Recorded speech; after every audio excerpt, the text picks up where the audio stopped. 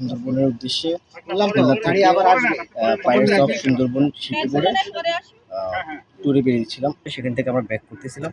Back করে যখন করম জল থেকে প্রায় ৩-৪ কিলোমিটার দূরে ছিল, তখন একটা বাল্কহেড এসে শিপের পাশ দিয়ে লাগাই দেওয়ার পর এটা ফেটে যায়। ফেটে গিয়ে উপরে যে টাঙ্কি ছিল ওখান থেকে পানি টেনে ভিতরে একদম ফ্ল্যাশ হয়ে পড়ে যায়। হ্যাঁ, আমরা যখন বিপদে পড়ি তখন কোস্টগার্ড এসে আমাদেরকে রেস্কিউ করে, এবং কোস্টগার্ডকে এর জন্য অবশ্যই অনেক ধন্যবাদ।